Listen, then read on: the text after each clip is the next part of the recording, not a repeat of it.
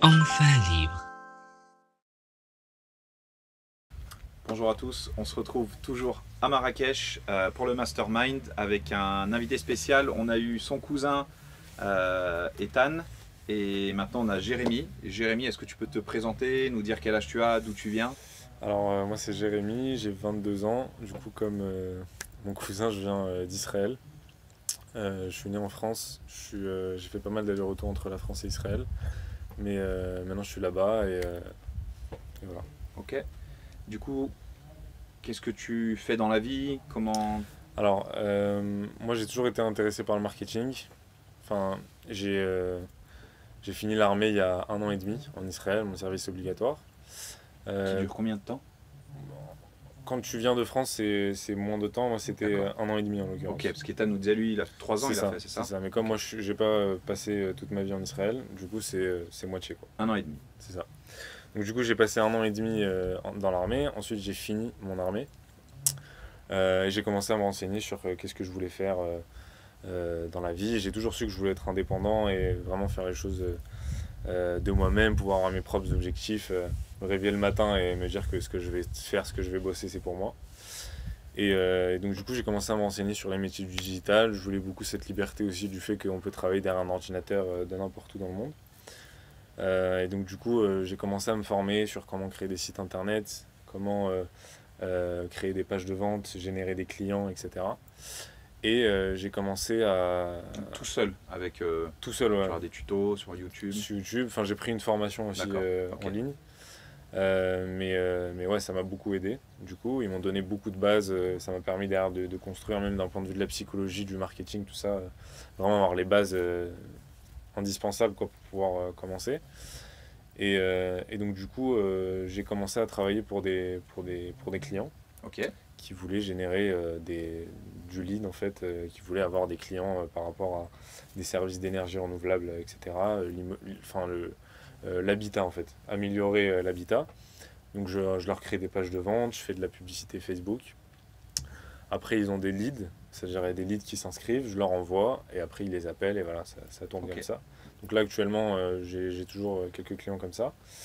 Mais le truc c'est que c'est restreint en fait parce que tu peux pas scaler à l'infini, ça dépend beaucoup du budget qu'ils ont et, euh, et mon temps il est limité par le nombre de clients que je peux avoir.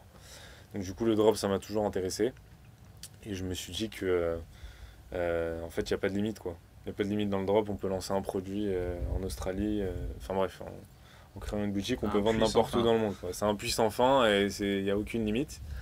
Donc je me suis dit pourquoi s'en priver et donc je me suis mis à fond là-dedans. Donc ça, tu t'es lancé à quel moment du coup dans le drop?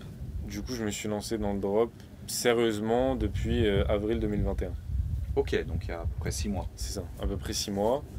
J'avais pris un coaching à l'époque D'accord. dans du drop, donc pas de rapport avec la formation en fin libre. J'ai testé pas mal de produits, enfin j'ai testé quelques produits, ça n'a pas vraiment marché. Donc toi, tu es sur du monoproduit. Monoproduit, ouais. Ok. Monoproduit, testing en fonction du produit, quand on va chercher des produits winners dans un marché, qu'on duplique dans un autre marché, etc. Ok. J'ai fait quelques ventes mais sans jamais vraiment être rentable. Ok. J'ai testé à la chaîne, mais bon, j'avais un peu du mal avec cette stratégie parce que c'est pas forcément hyper long-termiste, je sais pas si on peut dire ça. Mais du coup, je suis tombé sur les vidéos de Saad et Adam qui parlaient justement de cette vision de créer des boutiques de niche beaucoup plus centrées sur la stabilité, la rétention client, etc. Ouais. Et du coup, travailler sur tous ces leviers pour pouvoir vraiment être rentable. Et c'est ça qui m'a plu et c'est pour ça que je suis là. Ok. Donc là, du coup, tu viens d'avoir ton hot site. Qu'est-ce que ça t'a appris? Qu'est-ce que ça t'a apporté, ce hot site? Déjà, personnellement, en fait, moi, je suis arrivé avec pas des blocages, mais du fait que j'avais lancé plusieurs produits et que ça n'avait pas forcément marché. Du coup, j'étais dans une phase un peu de pause et de me dire, ok, moi, je vais prendre plus de temps à trouver des produits. Et quand on a lancé des produits et que ça marche pas et qu'on cherche un autre produit, on se dit, je veux vraiment trouver le meilleur produit pour pas me planter, etc. Pour pas refaire 50 fois la même chose, parce que psychologiquement, c'est épuisant. Enfin, c'est fatigant, quoi. C'est pas facile, mais de toute façon, je me suis dit, je lâcherai rien, quoi. C'est juste une question de temps. je vais finir par trouver le bon filon. Après, c'est là où l'avantage, mine de rien, de la niche, c'est que, imaginons que tu es dans le même process, tu vas créer toute ta boutique, tu vas lancer un produit, ça marche pas, tu refais juste une fiche produit. C'est ça, et tu gardes l'autre produit ouais, que tu voilà, peux vendre par la suite. Ouais. Donc voilà, c'est vraiment ça l'avantage, c'est ça qui m'a plu.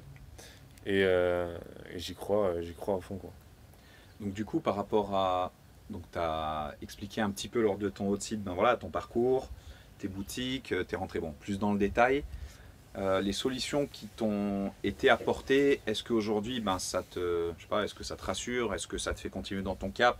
Est-ce que ça te fait changer de chemin? Qu'est-ce qui se passe du coup après ce hot site? Au niveau c'est surtout au niveau du mindset, j'ai eu quelques réponses, même si je le savais déjà en fait. C'est pas pareil quand on entend d'autres personnes qui sont pas proches de toi, parce que quand tu présentes ta problématique à d'autres personnes, chacun a une réaction différente. Et donc du coup par rapport à ça, ça m'a permis de mettre le point dessus et vraiment de le toucher. Et voilà, c'est bon, je sais ce que c'est et je peux avancer plus facilement. Et d'un point de vue de la méthodologie, tout ça, c'est effectivement de ne pas faire les mêmes erreurs, c'est-à-dire ne pas me concentrer uniquement sur le produit et plutôt construire quelque chose derrière de plus stable. Et voilà, quoi. Bon, c'est cool. Tu repars quand même avec un plan d'action. Tu arrives à te projeter maintenant en disant dès que je rentre, J1, je sais ce que je fais. Déjà même avant, j'avais déjà un plan d'action avant même de faire le mastermind, mais c'est vrai que pour moi ça veut dire ça marque c'est comme si je m'étais en mode j'ai tapé avec le marteau sur la table et du coup j'ai tracé mon chemin pour vraiment dans les prochains jours, semaines, m'y mettre à fond, savoir où je vais et tout péter, quoi. Là on a parlé un peu du côté business. Le mastermind, voilà, les gens ils se disent que le mastermind, voilà, c'est ça que c'est business, donc c'est bien sûr que c'est l'objectif, mais le mastermind c'est aussi des rencontres. Est-ce que tu as eu l'occasion de rencontrer des gens, d'échanger? Alors justement, c'est très intéressant parce que moi je ne m'attendais pas à avoir une telle diversité entre les profils, les âges, parce que je suis comparé à la majorité des personnes qui sont là, je suis assez jeune et je pensais justement l'inverse, que j'allais être parmi la moyenne, quoi. Et le fait de voir tous ces parcours, que ce soit professionnel en fonction des âges, etc., moi, je me dis que c'est hyper intéressant, quoi. C'est une richesse énorme. Le fait de discuter avec les gens aussi, et j'ai eu la possibilité de discuter avec tout le monde dans le mastermind. Et chacun, même si tout le monde est différent, on a tous un point commun, c'est le mindset, et le fait de partager dessus, ça ouvre des portes sur plein d'autres choses. Et c'est une expérience vraiment, vraiment intéressante.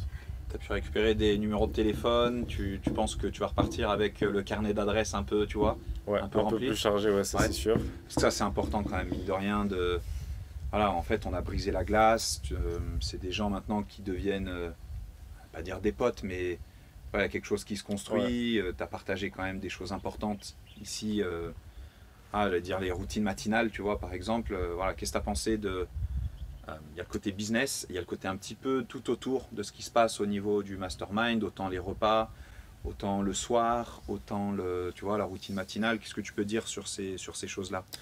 En vrai, on s'arrête jamais d'apprendre, quoi. Ça veut dire tout le mastermind il est fait de sorte à ce que déjà c'est intense. Ça veut dire on apprend tout le temps et ça donne vraiment des outils pour la suite et ça ouvre plein de façons de voir les choses, quoi. Dernière question, s'il te plaît, Jérémy. Toi, tu n'es pas de la formation en fin libre. Non. Ok. Donc, tu as pu voir dans un podcast ou une vidéo de Saad et Adam qu'il y avait un mastermind. Donc, du coup, il restait quelques posts. Et pourquoi pas. Ouais. Qu'est-ce que tu pourrais dire? Parce que tu le sais, il y a plein de gens peut-être qui ont hésité. Il y a plein de gens qui savent pas trop, qui hésitent. On va voir, on va peut-être refaire un mastermind dans 4-6 mois. Qu'est-ce que tu peux dire aux gens qui nous regardent, qui sont en fin libre ou pas, tu vois, et qui hésitent en fait à faire un mastermind? Qu'est-ce que tu peux leur dire?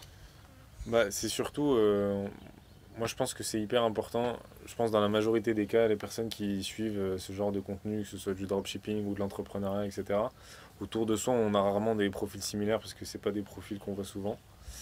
Et c'est hyper important de retrouver ça en fait. quelque part, d'avoir un cercle, d'avoir des personnes qui nous ressemblent, d'être en contact avec eux, physiquement quoi. Ouais, Et de tu vois, construire là, quelque chose, ouais. pas juste derrière un ordinateur, parler avec des personnes, parce que c'est sûr que ça sera pas la même chose. Et quand on est les uns à côté des autres, sachant que dans un mastermind, on partage énormément de choses, même d'un point de vue psychologique, quoi, émotionnel, psychologique, ouais, c'est psychologique, vrai que etc. c'est fort. Donc c'est un vrai plus. Et du coup, tu vois la différence quand même entre, tu vois, on a des lifestyles de, tu vois, digital, e-commerce, donc voilà, on est derrière nos ordis, on vend derrière nos ordis, ouais. enfin, tu vois, c'est que du digital, on fait des zooms, on est sur Facebook, on s'écrit sur WhatsApp. Il y a quand même au final un besoin, tu vois, de temps en temps, tous les 6 mois, tous les ans, je sais pas, en fait, de se retrouver physiquement. Ouais, c'est clair, c'est hyper important. Et c'est pas la même chose en fait quand on se voit derrière un ordinateur et quand on se voit en vrai, quoi. C'est pas les mêmes énergies, c'est pas. Il y a vraiment. Le contact, en fait, il est primordial.